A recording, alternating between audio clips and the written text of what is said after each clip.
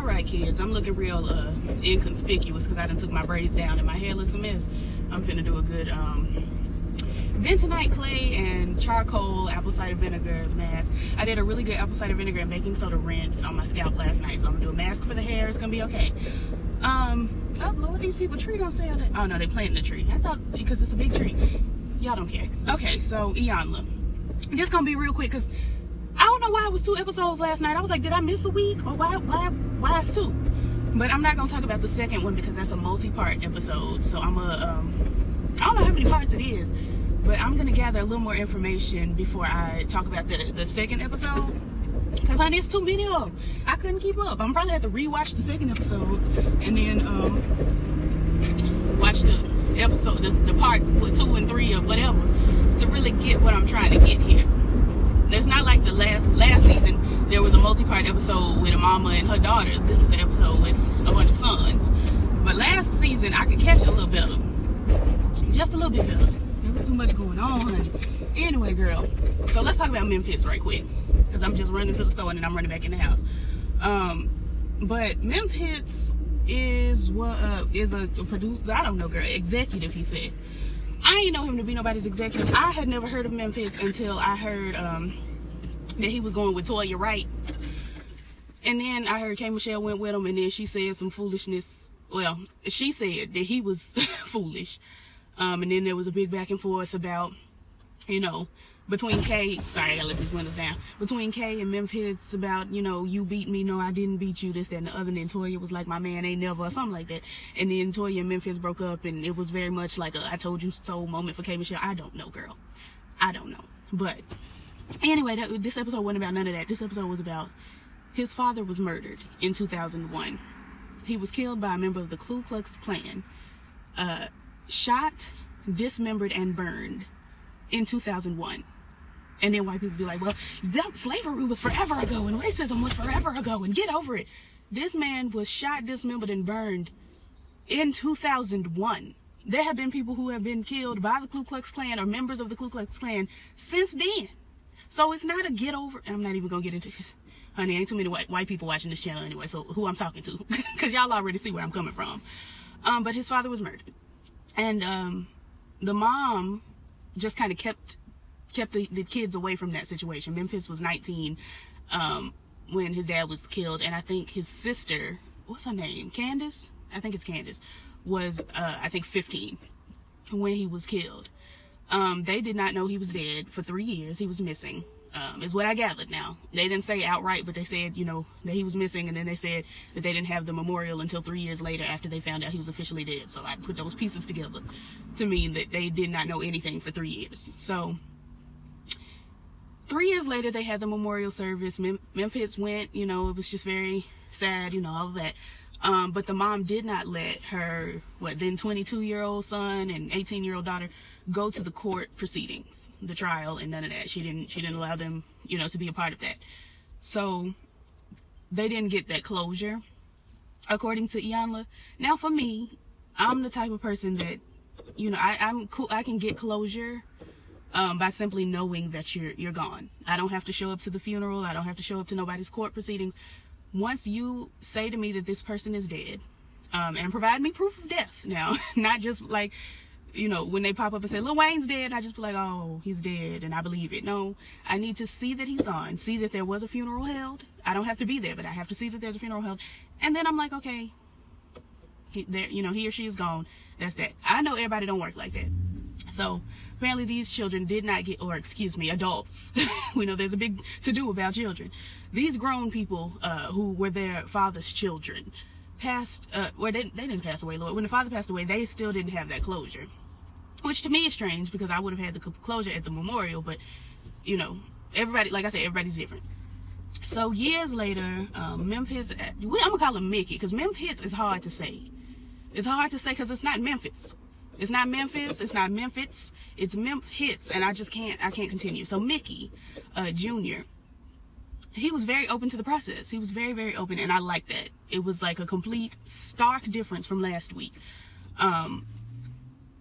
we had moments where, you know, Iyanla made him dig a hole, and because he's doing drugs. He said he was doing weed, cocaine, and Molly, and this and that, and for some reason they only focused on the weed when they continued the conversation. That was weird to me. Because Iyanla, I'm gonna skip to the end. Iyanla sent him to rehab, but every time they talked about drugs, she talked about it with his mama. It was like, you know, I want to send your son to rehab or whatever. And every time she said something about rehab, they just said weed. And I'm like, this man told you he was on coke, Molly, this, that, and you worry about the weed? The weed is the least of our problems. Let's talk about the cocaine. Let's talk about the MDMA or whatever it's called, honey. I don't do. Let's talk about the heavier drugs. Let's not talk about something that, you know, it just grows right out, you know, out yonder. Anywho, so he's doing all of that to basically forget his father. Not forget him, but like forget, I guess, the situation. Well, I don't know, because at one point he said, you know, he didn't want to think about how his dad was murdered.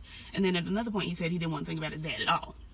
So I don't know as far as that, but he was taking all these drugs and carrying on. And at the beginning, he spoke a lot about, I don't know if I wasn't looking, honestly, but I don't know if he said K. Michelle or Toya Wright, but he said my blank lied on me.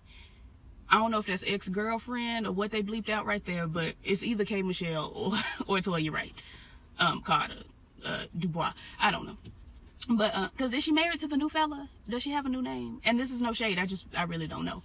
But anyway, child, so he spent just the first, you know, maybe 15, 20 minutes of the episode. Obviously, you know, it went on longer than an hour, but, hold on. Pardon. He spent that first little bit of time talking about how these people lied on him, and, you know, he's doing these things because, you know, he feels like he's gonna lose his career. And it's like, sir, first of all, I ain't know you discovered T-Pain. He said he discovered T-Pain, Nicki Minaj, and Waka Flocka, and I'm sitting here thinking that was all Deb Antony. I was really sitting here like, Deb has discovered, and then he said he did, so I don't know. Was that Deb in drag? But then she would have been in blackface, and that just, let me stop being silly, because this was a serious episode. But yeah, he was talking about his career, and, you know, Iyanla was like, so listen, this ain't about the career, this is about your daddy. So at one point, you know, while he had dug the hole, she made him put his feet in 2 separate holes that he had dug, and she scooped the dirt back over him and said, you just sit here for a little while. Went and talked to the mama, the cousin, and the sister. Now, the sister, because the cousin and the mama, they was all right. They was cool, I guess. But the sister, she broke down, and, you know, she's in the same predicament as Memphis. And again, like, we didn't see the whole to-do. We didn't see all that was going on, so I can't speak on it. But it looked like she needed more assistance, or as much assistance as Memphis did, Nikki. Because, you know, after Iyanla talked to her and told her, you know, you need to acknowledge and this, that, and the other, and then went back out to get Mickey out the dirt. We come back in the house, Candace is crying boots. Crying, talking about, I don't want to be here, let's go. Trying to run away. You know, Iyanla. I've heard a lot of reviewers have a difficult time saying her name. I've never had trouble until recently. Her name is Iyanla. Like, the letter E, O-N-L-A. Iyanla. And I just... I've heard folks call her Ivanka and Ironda and all sorts of things. Her name is Iyanla, and I know that. It's not Iyanla. it's not all these things. What does a view call her? Ivana? I'd be so tickled. Anyway, child. But yeah, she crying, talking about let's go. Iyanla's like, y'all are runners. You need to face these situations head on. And then showed Mickey that Candace is what your insides look like, and, you know, they held each other and, you know, cried for a little while and all of that. But then we went right on back to focusing on Memphis, and I'm like, what about Candace? What about what's best for me? What about me? It's more than you. It is more than me. No matter what we are a family. I knew I wouldn't, it was flat. I knew I wasn't going to hit the note, but I didn't want to say, no matter what we are a family. Because that would have thrown the whole, it wouldn't have come together. Y'all don't care. Anyway, child. So I'm trying to figure out, can we heal Candace too? Can we heal her too? On camera? Because I'm sure Iyanla got her together off camera. I'm certain. Oh, Mike B just put up his video. I still ain't watched Black Lightning. He just put up his Black Lightning review and it popped up, but child. But yeah. We're not alone anymore. Now there are others there. I had to change the quality because I was trying to sing like Cece, but that ain't what happened. Anywho, child. So don't say you're not going anywhere. That's the John Legend rendition. You're staying. No, let me stop. I'm sorry. I was distracted, Boots. It's a white lady out here crawling, and what are you doing? I don't know. Candace, I want her to be healed. I hope she did get her healing. Long story short, we had a conversation with Mickey Sr. Iyanla had a wreath, you know, a memorial wreath with Mickey's picture in it. I'm like, why is the picture so tiny inside a giant wreath? But blow up the photo. Let us all see. But told Mickey to have a conversation with his father, and, you know, he did. He said, you know, I miss you. I hate that you're not here. I want you to be proud of me. At one point, he was crying because he wanted his dad to be proud of him, and Iyanla was like, well, what makes you think he's not? Like, what? Who told you that he ain't? And honestly, that pulled on my heartstrings, because I know Boots, my family's not proud of me. And the majority of the time I don't care, but I don't know, when I'm watching other people be sad that their family ain't proud of them, then I'm like, oh shoot, my family also ain't proud of me. Dang. And then I get a little sad about it, but yeah. They're just gonna have to be not proud. They're just gonna have to. I can't be anything else or anybody else. It's just, anywho. Yeah, so he talked to his daddy, got all of that out. I would have wanted to see Candace talk to her father as well, but she didn't. Or she didn't on camera. I'm not gonna say she didn't. I didn't see it. Then, child, they went out to the woods, the garden, the area, and they hollered and wept for their father, and, you know, all of that. And then he came back in the house, and then they sent him to rehab, basically. And that was it. He was very open to the process. He was like, all right, you know, is rehab like jail? Because if it's like jail, I won't be there. And the man said luxury housing. He said, okay, sure. Luxury housing, 30 days for free? Sure. It made me almost want to get on drugs and try to call Iyanla, see if I could link up with the group. Give me some luxury housing for a little while. But anyway, it was a good episode. It was, I feel like that should have been the opening episode.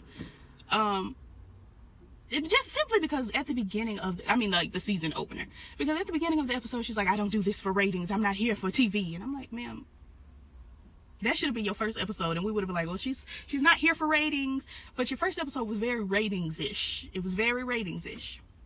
But I'm gonna do like you do. And just dust my hands. Anyway, child, let me run in the store right quick and give me some, we out of cups. Give me some cups. I feel like I need some bowls. My mama wants some Cheetos. All of that. All the things. Like, comment, subscribe, all the things the YouTubers say. And I will indeed catch you eventually. Again, honey, I don't know. We ain't finished watching 911. I ain't watched How to Get Away with Moita.